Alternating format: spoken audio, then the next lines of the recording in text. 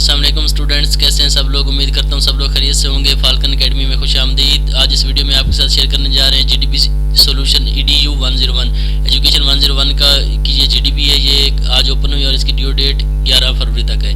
तो इसमें आपको एक क्वेश्चन दिया हुआ है, इसको आपने सॉल्व करना है और आपको जो आंसर है 150 से 200 वर्ड्स के दरमियान होना चाहिए। तो क्वेश्चन में चलने से पहले आप लोगों से गुजारिश है कि चैनल को सब्सक्राइब करें, लोगों के साथ शेयर करें और सपोर्ट करें चैनल को, और कमेंट सेक्शन में अपनी जो क्यूरीज वगैरह होती है वो ज़रूर डिस्कस किया करें। तो चलते हैं क्वेश्चन की तरफ। क्वेश्चन क्या है जी, make a short discussion on Edward Thorndike's work on psychological foundation of education.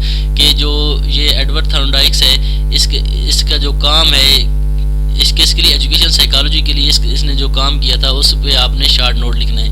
ये साइकोलॉजिकल फाउंडेशन ऑफ एजुकेशन के लिए इसने जो काम किए हैं, इसके तमाम काम पे आपने एक छोटा सा शॉर्ट नोट लिखना है। तो आंसर में चलते हैं। आंसर में क्या है जी, Edward Thorndike was an influential psychologist who is often referred to the founder of the modern educational psychology। कि ये जो एडवर्ड थॉर्नडाइक है ना, ये बहुत एक साइकोलॉजिस्ट था, ये एक इन्फ्लुएंशियल किस्म का साइकोलॉजिस्ट था और इसको दुनिया जो है ना वो मॉडर्न एजुकेशन साइकोलॉजी का फाउंडर मानती है। कि ये इसने बुनियाद रखी थी मॉडर्न एजुकेशन साइकोलॉजी की। Edward Thorndike Thorndike could be considered the father of educational psychology। इसी बुनियाद पे इसको जो एजुकेशनल साइकोलॉजी का बाप भी कहा जाता है। साफ ज़ाहिर सी बात है, इसने जो एजुकेशनल साइकोलॉजी है उसकी बुनियाद इसने रखी, इसी बिना पर इसको ना फादर ऑफ एजुकेशनल साइकोलॉजी कहा जाता है। तो आगे क्या है जी, Edward Thorndike was an influential psychologist who is often referred to as the founder of the modern educational psychology। वो ये कह रहे हैं, फिर दोबारा कह रहे हैं कि जो ये एडवर्ड थॉर्नडाइक था, ये एक इन्फ्लुएंशियल किस्म का साइकोलॉजिस्ट था और इसने मॉडर्न एजुकेशनल साइकोलॉजी की बुनियाद रखी और इसी बिना पे इसको जो मॉडर्न एजुकेशनल साइकोलॉजी उसका बाप कहा जाता है। He was perhaps best known for his famous puzzle box experiments with cats which lead to the development of his law of effect.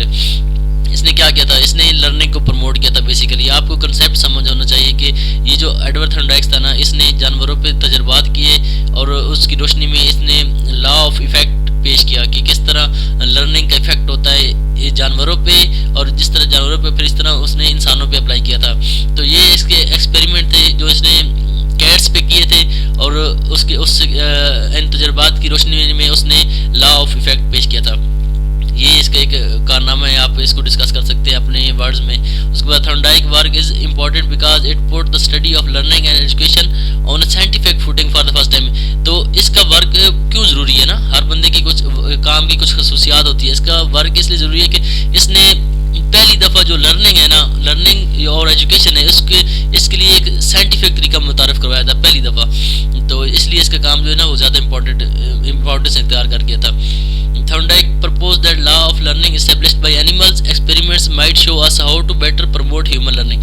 तो यही वो बात कर रहे हैं कि जो ये थॉर्नडाइक था, इसने ये प्रपोज किया था, या इसने ये मतलब साबित किया था कि जो लर्निंग का लॉ ऑफ इफेक्ट है, या जानवरों पे इसने तजर्बात किए, उससे जो इसको एक्सपेरिमेंट्स मिले, इसको रिजल्ट मिले, तो इसने ये नतीजा अखज़ किया कि जो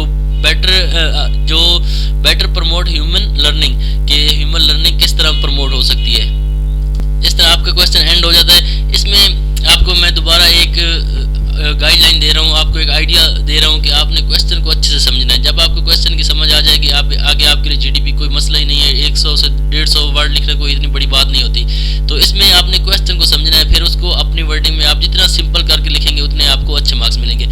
तो क्वेश्चन क्या है कि क्वेश्चन आपसे वो ये पूछ रहा है कि ये जो एक साइकोलॉजिस्ट था एडवर्ड थॉर्नडाइक, इसने जो एजुकेशनल साइकोलॉजी के लिए जो काम किया है उसके काम को आपने डिस्कस करना है।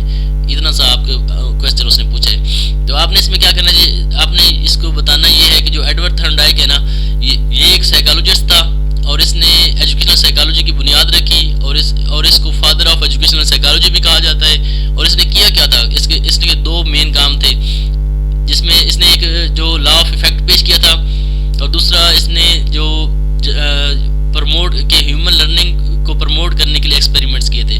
तो लॉ ऑफ इफेक्ट में क्या होता है कि इसने मुख्तलिफ जानवरों पे, कैट्स वगैरह पे इसने तजर्बात किए कि उन पे लर्निंग का क्या असर होता है या लर्निंग के बाद वो किस तरह इफेक्ट करती हैं। तो ये सारी चीज़ें इसमें शामिल है। और दूसरा ये कि जानवरों पे एक्सपेरिमेंट करके देखा कि उन पे लर्निंग का या एजुकेशन का क्या असर होता है, और इसी तरह फिर जो इसको रिजल्ट मिले उन रिजल्ट को इसने इंसानों पे अप्लाई किया। तो ये सारा इसका काम है। इसको आप अपने वर्डिंग में इसको सिंपल करके बयान करें तो आपको उम्मीद है अच्छे मार्क्स मिल जाएंगे।